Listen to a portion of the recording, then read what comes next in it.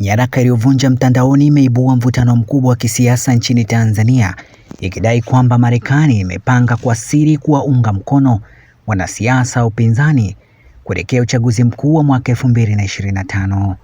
Nyaraka hiyo iliyobeba kichwa Mpango wa Hatua Uchaguzi Tanzania 2025 inadai kuwa USAID imetenga fedha kwa ajili ya kuongeza nafasi ya kisiasa na kuwasaidia kimkakati viongozi wa upinzani wakiwemo wale wa vyama vya Chadema na ACT Wazalendo kwa jina la kukuza demokrasia na utawala bora. Pia, nyaraka hiyo inatajwa kueleza maandalizi ya uchunguzi wa uchaguzi kutoka Marekani, elimu ya uraia kwa wapiga kura, pamoja na mipango ya dharura inayoongozwa na kikosi kazi cha uchaguzi chini ya ubalozi wa Marekani.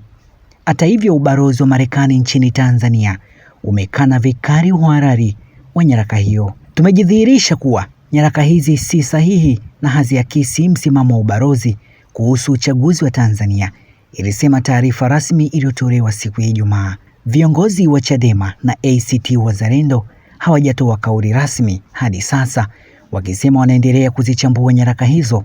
Kwa upande mwingine, chama tawala Chama cha Mapinduzi CCM kupitia katibu wake wa itikadi na uenezi Amos Makalla kimethibitisha kupokea nyaraka hizo na kueleza kuwa kinazifanyia uchambuzi. Waziri wa Nchi Ofisi ya Waziri Mkuu William Lukuvi alisema kuwa na taarifa juu ya nyaraka hizo, lakini aliahidi kufuatilia ili kujua ukweli wake. Kwa upande wa Tume Huru ya Taifa ya Uchaguzi INEC, mkurugenzi wa uchaguzi Ramadhani Kailima alikanusha ushiriki wowote wa tume hiyo katika kufadhili vyama vya kisiasa kwa msaada wa taasisi za nje.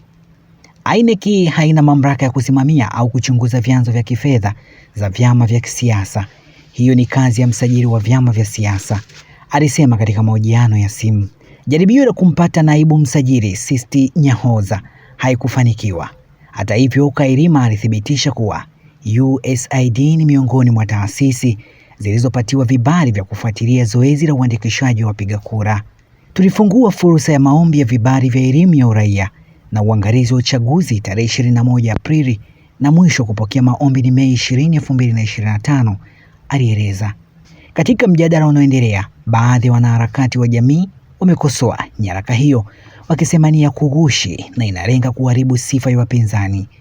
Mchambuzi mmoja maarufu wa kisiasa nchini aliomba sitajwe jina alisema, hii ni njama ya pamoja ya kuonyesha kuwa wapinzani wanaendeshwa na nguvu za nje, akisema kuwa lawama zinaelekezwa kwa CCM.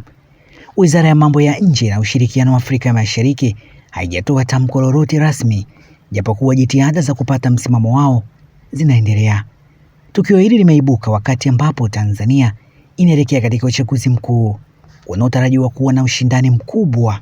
Chadema imesisitiza kuwa haitashiriki hadi mabadiliko muhimu yafanyike, ikiwa ni pamoja na kupewa muda zaidi wa maandalizi ya kuundwa upya kwa tume ya uchaguzi ili kuhakikisha haki na uhuru wa uchaguzi.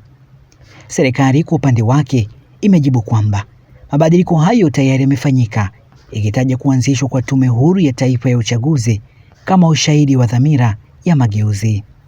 Kadri uchaguzi unavyokaribia, nyaraka hii imeongeza mvutano wa kisiasa na kuibua wasiwasi kuhusu uadilifu wa mchakato wa kidemokrasia nchini.